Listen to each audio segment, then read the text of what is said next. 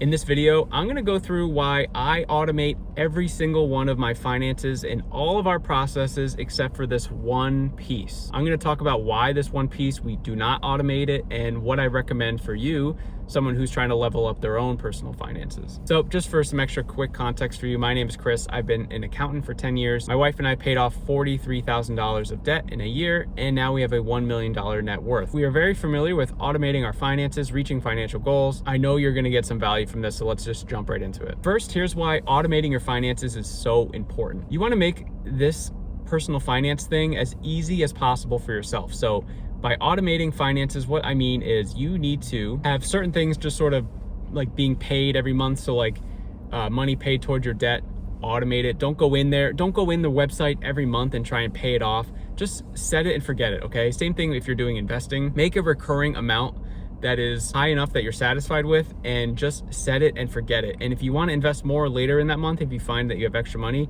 do that, but just set it and forget it. And then what happens is with these financial goals and these automatic financial transactions, if you're doing it right, then the automatic financial transactions should be considered an expense now. And they're not like, hey, this is money for a financial goal. This is like, no, this is an expense. This is a reoccurring expense, and it's very important.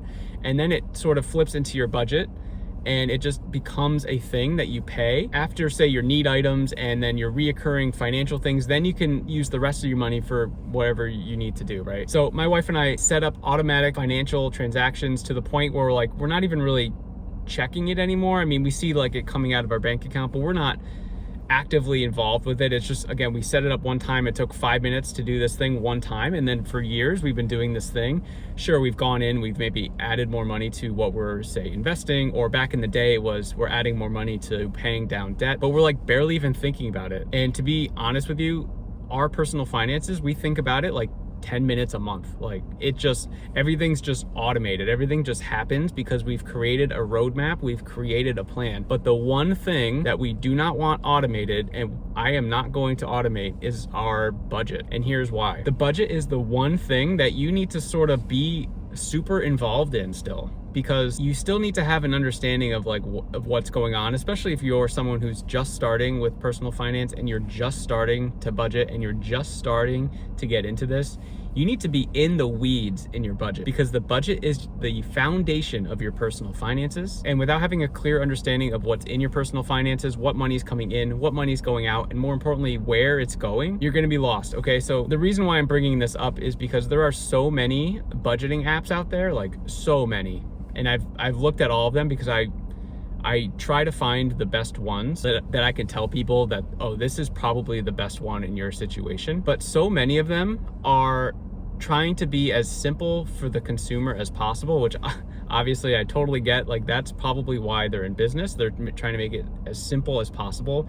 But all these budgets are connecting to bank accounts, and the transactions just come in, and some of them you can set up to where if it comes out of a certain company type, you can set it up as groceries. So it's like, oh, Whole Foods is groceries, so just send all the Whole Foods to the groceries account.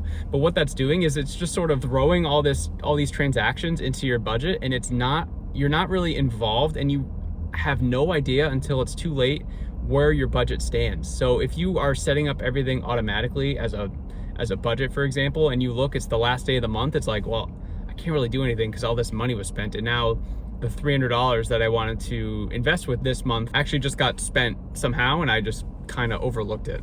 So this is why it's so important. You have to be in the weeds with your budget. You have to be. Now, there's some budgeting apps that do track to the bank, but they don't automatically move over. So if you're going to do the bank connection, do one of those. But I still sort of recommend like doing it a little more manually. And I know that's not going to be a popular opinion, but it's going to feel way different if you're writing, say for groceries, if you're typing in $150 for groceries instead of just seeing a transaction and throwing it into groceries. You're actually like physically typing, okay, wow, I spent $150 in groceries. Okay, wow, I spent XYZ at this place. Okay, wow, I spent this much at this place. And it's more like mental for you because you haven't just seen it, you've like entered it yourself, you've data entered your own transactions. And I just think this is so helpful for someone who again, is just starting, because until you have a true understanding of your finances and a true understanding of where your money is going and what your financial goals are, you can't just let your finances happen, okay? You need to be super, super involved with it. So do your budgeting apps, do your budgeting spreadsheets. I think that those are great, but you just gotta stay in the weeds with your budgeting. Automate your finances, pay off your debt automatically, invest for your future automatically, invest for your kids' education automatically, increase it when possible. And I can't believe I'm saying this, but please just get direct deposit to your bank account from your paycheck. Make that an automatic transaction that happens as well. For some reason, people are still going to the bank to deposit checks. Automate every single factor of your finances. The key here is automate them after you understand it. Okay, so that's an important nuance to all of this. Is one, budgeting is the last thing that you're going to automate, but two, don't just automate something until you fully understand it. Anyway, guys, hope that quick little video was helpful for you. I am uploading daily onto YouTube for personal finance, anything under the sun. So let me know down below, what topic do you want me to cover? What area are you struggling in the most? I'll see you in the next one.